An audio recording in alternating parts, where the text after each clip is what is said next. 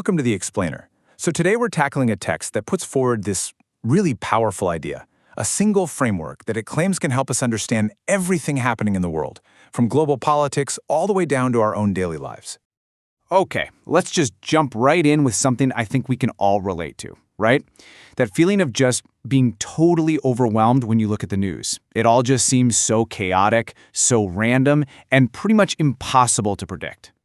But the source text we're digging into today, which is adapted from the memoirs of a Dr. Friedrich Rauber, argues that, maybe that chaos is just an illusion. It claims there's this specific knowledge. It calls it the Grail knowledge that supposedly unlocks the whole thing. So here's the core idea. According to this text, everything that happens, and I mean everything, is basically the result of this huge cosmic tug-of-war between two opposing forces, two totally different paths for humanity. And this is where it gets really interesting, because the text creates this incredibly clear divide. Everything, every single action gets sorted into one of two buckets. You've got the upbuilding will of the Creator, that's the force of light.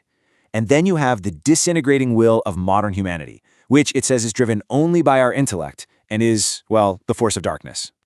And here's the kicker, according to the author. The stakes right now are higher than they have ever been. Why? Because for the first time in history, the text argues that the consequences of our choices, whether they're upbuilding or disintegrating, are hitting us immediately. That feedback loop, it's instantaneous. All right, so if these two big forces are out there, how are we supposed to even see them? Well, the text says it all comes down to the two different tools we have for seeing the world. First up, there's what the source calls the spirit. And we're not talking about some vague, fuzzy feeling here. It's described as this faculty, this part of us that exists way beyond the physical brain.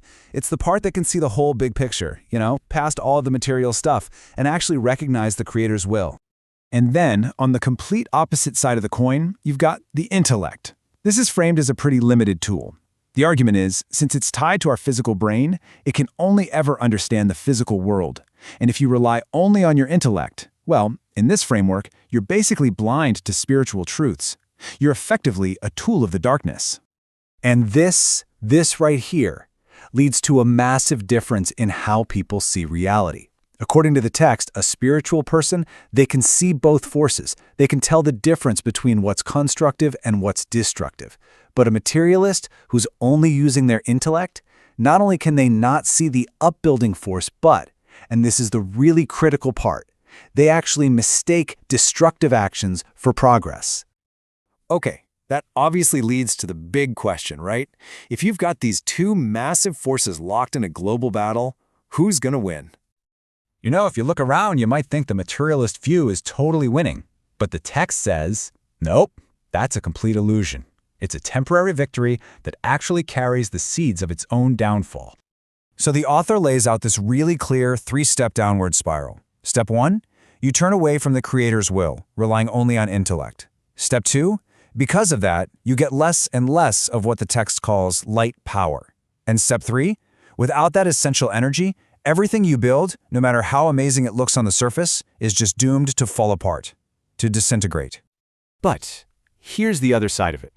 Even with all the apparent success of materialism, the source is actually really optimistic. It says there's this quiet spiritual awakening happening at the exact same time, with more and more people starting to reconnect. So, the author's conclusion couldn't be more clear. The victory of the upbuilding will, the light, isn't just a possibility. It's an absolute certainty, because by its very nature, it's described as all-powerful and perfect. All right, so if this epic cosmic battle is going on and the winner is already decided, you're probably thinking, okay, so what? Where do I fit in? Does what one person does even matter?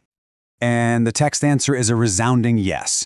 It argues that your individual choice isn't just important, it's everything.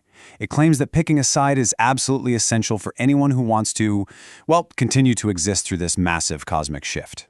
So the people who align with the Creator's will get a special name, bearers of light. And the text sees them as more than just believers. They're framed as this essential, life-giving force for all of humanity. They're the stimulators, the blood of the community. They are the ones, according to this source, who are actually responsible for making sure society survives and gets to be part of that final victory of light. And that really brings us full circle, doesn't it? The whole point of this Grail knowledge, as it's presented here, is to spark that spiritual awakening inside each and every one of us, to help us clearly see the two paths and to consciously choose the path of light during what it calls this cosmic turning of the world.